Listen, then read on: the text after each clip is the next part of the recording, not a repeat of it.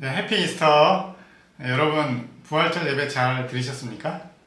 네, 오늘은 부활절 전 2, 3주 동안 교계를 뜨겁게 달구었던 교회협의 부활절 연합예배 논란에 대해서 소개를 해드리겠습니다. 지난 3월 7일 한국교회 교단장 회의에서 교회협 관계자가 교회협 100주년을 맞이하여 부활절 연합예배를 따로 드리지 않고 교단장 회의를 통해 드리는 예배에 함께하겠다라고 밝히면서 논란이 되었습니다. 한국 교회 중에 진보 교계를 대표하는 교회협이 보수 교회와 함께 부활절 연합예배를 드리는 것이 새로운 것은 아닙니다.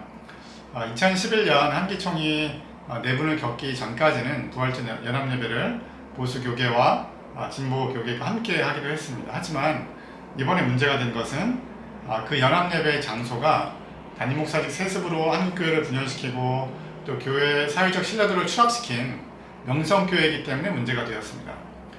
담임 목사직 세습에 대한 교회협은 2012년 총회에서 목회자 세습 금지를 선언한 이래로 일관되게 이 세습을 반대하는 입장을 갖고 있었기 때문에 더 논란이 되었습니다. 네, 이 소식을 언론을 통해서 접한 교회협의 실행위원들이 사퇴를 하고 또 교회협 여성위원회, 목회자 정의평화협의회, 통합총회 바로 세우기 행동연대 등에서 반대声明을 내며 혼란을 빚어왔습니다.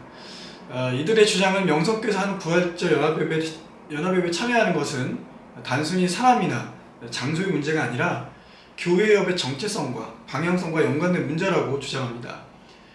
독재 정권의 폭력에 저항하고 또 민주화 운동을 하면서 그 핍박과 고난 가운데 교회협의 정신을 지켜왔는데 대통령도 참석하고 또 온 국민이 주시하는 한국교회 부활절 연합예배를 명성교에서 하고 그 예배에 교회협이 참여한다는 것은 십자가의 그리스도를 부정하고 본과 권력에 굴복하는 것이라고 생각한 것입니다.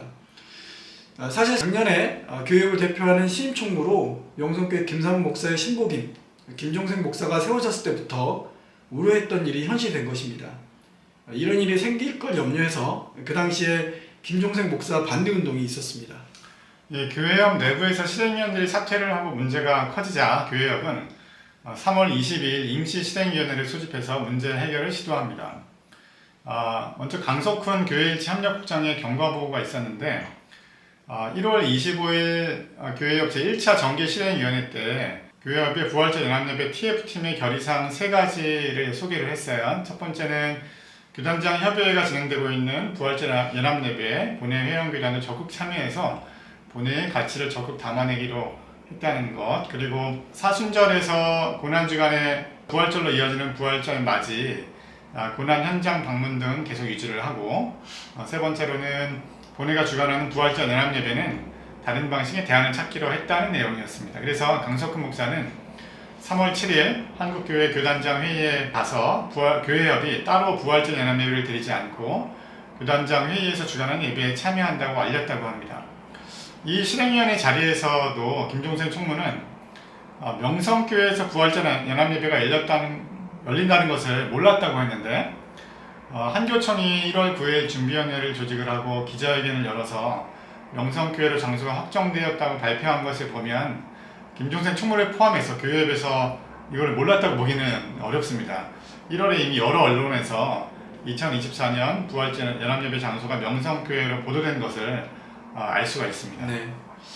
이 임시 실행위원회에서 여러 실행위원들이 강력히 반발하면서 교회협이 단체 차원에서 부활절 연합예배에 참여하지 않겠다는 결의를 하고 성명서를 발표하고자 하니 김종색 총무는 회원교단이 적극 참여하도록 결의를 했지만 교회협이 단체 차원에서 참여하기로 결의한 적은 없다고 주장합니다.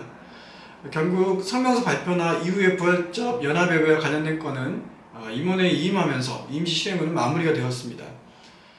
김종생 총무는 1월 1차 정기실행위원회에서 교회협 차원의 참여는 아니고 회원교단 차원에서 부활절 연합예배를 참여하는 것으로 결의를 했는데 3월 교단장 회의 때 강석훈 교회일치 협력국장이 교회협 차원에서 부활절 연합예배에 참여하는 것으로 잘못 전했다고 주장했습니다. 결국 교회협은 부활절 연합예배에 대한 입장문을 3월 26일에 발표했는데요. 그 내용을 보면 결론은 교회협은 규규적 차원에서는 부활절 연합예배에 참여하지 않겠다는 내용이었습니다. 하지만 위의 설명을 보면 2024년 부활절 연합예배에 회원교단의 적극적인 참여를 바탕으로 본회 역시 부활절 예배에 함께하는 수요를 검토하는 과정에 구성원들의 반대 때문에 임시 실행일을 개최했다고 합니다. 2015년부터 교회협이 자체적으로 드려오던 부활절 새벽 예배를 올해에는 드리지 않기로 결의한 그 정황까지 고려를 해보면 김종세 총무가 이번에 명성교회에서 하는 보수교단의 부활절 연합예배에 교회협도 참여시키려고 한 것으로 봐야 합니다. 그런데 구성원들의 반대로 인해서 좌절이 되었고 그 과정에서 궁색한 병명을 늘어놓는 것이라고 볼 수가 있습니다. 김상환 목사의 신복인 김종생 목사가 교회협의 총무가 되었을 때부터 우려했던 일이 현실이 되고 있습니다.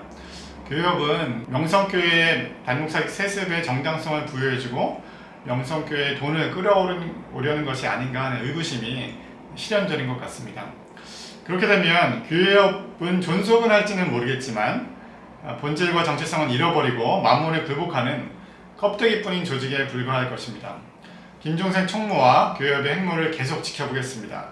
오늘 방송 여기까지입니다. 시청해주신 여러분 감사합니다. 감사합니다.